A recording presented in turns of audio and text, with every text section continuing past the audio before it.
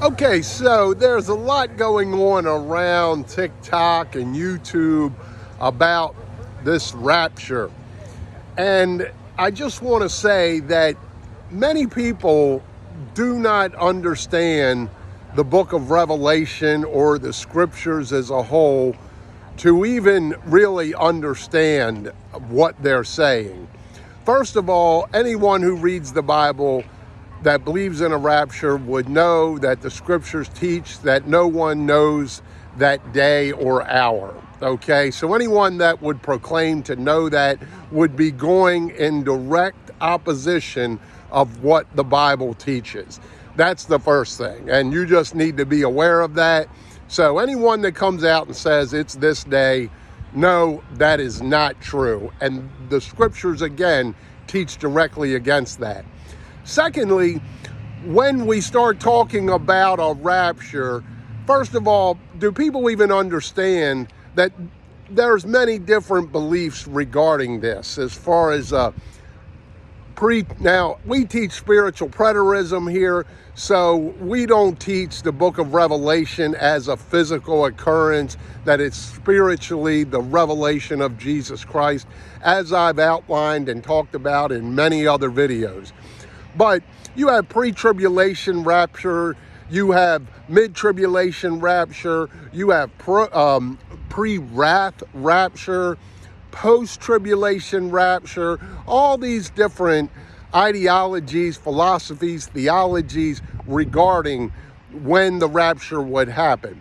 And this is, for the most part, from a futurist perspective, okay? Not a preterist perspective, not certainly a spiritual preterist perspective, but a futurist perspective.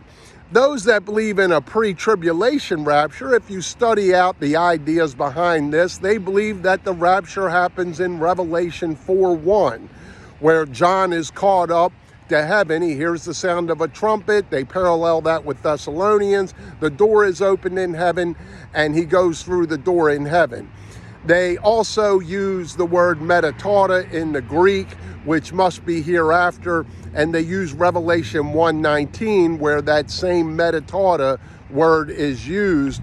I will show you the things which were, which are, and which must be hereafter. Metatauta in 4:1. So they say, okay, this must be the disappearance. The rapture must be hereafter. What after the rapture?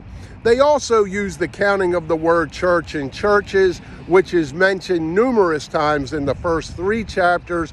And the physical word church is not mentioned again until Revelation 22, where it uses the word churches.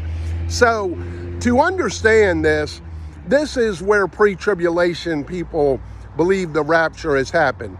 Pre-wrath rapture people, which was first wrote a book by a guy named Rosenthal way back in the 80s and 90s, was where Revelation 7, the multitude that appears before the throne with palms in their hands, is believed to be the raptured saints.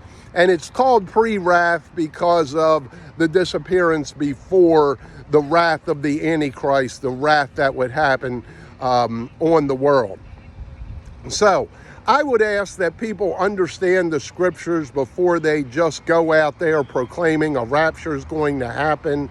And here at Spiritual Preterism, we teach that Revelation has nothing to do with these physical things. In fact, Revelation 4:1 simply states that John goes through a door in heaven where he receives the rest of the revelation.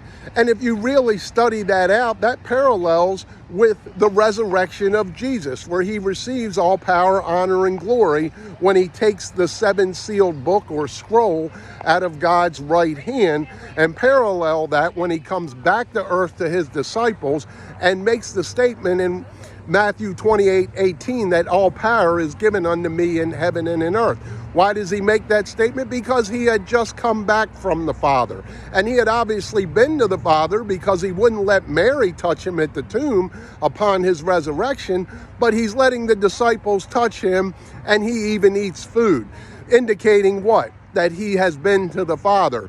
He has taken that scroll. He has received all power, honor, and glory. They sing a new song as compared to the old song of Moses. So when you start to study out the book of Revelation, you see that it is the revealing of Jesus. It is the revealing of all of these spiritual things that happen because of him coming and have nothing to do with the physical, has nothing to do with the future, has nothing to do with the rapture. That's not what the book of Revelation is about. And all of these people that are speculating, I fear saying that they don't even understand what they're even believing in the sense of their own. They've listened to somebody else.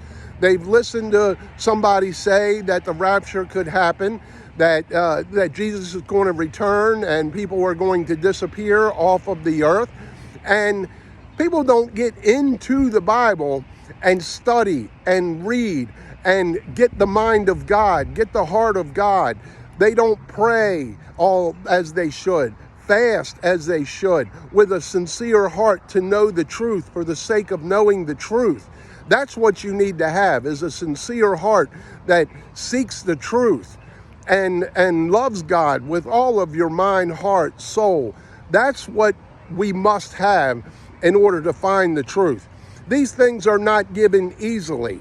They're just not. God is looking for devoted people to reveal these truths to. And I hate to see all of these people. I've been seeing videos about people giving away all of their belongings, quitting their jobs.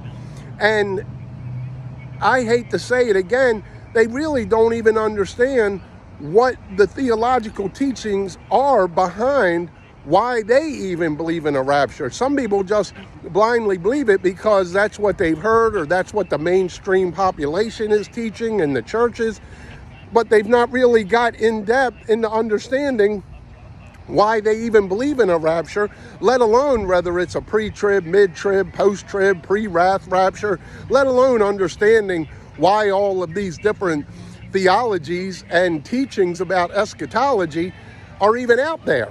So I encourage you to get into the scriptures. We're going to be having some in-depth teachings here regarding things like the rapture, regarding what people teach regarding the mark of the beast, the tribulation period, abomination of desolation. Of course, I have a book out called The Triumph of Christ, Revelation Unsealed. There's a reason I call it that. It is the triumph of Christ. It is the revealing of those spiritual accomplishments of Jesus. It is Revelation Unsealed because the very scroll that Jesus takes with those 7 seals, that he breaks those seals on, is the book of Revelation itself that he gets from God and gives to his servants, as you can parallel over in the very beginning of Revelation about what happened. So I encourage you to subscribe to the channel, and I look forward to doing more teachings, and God bless.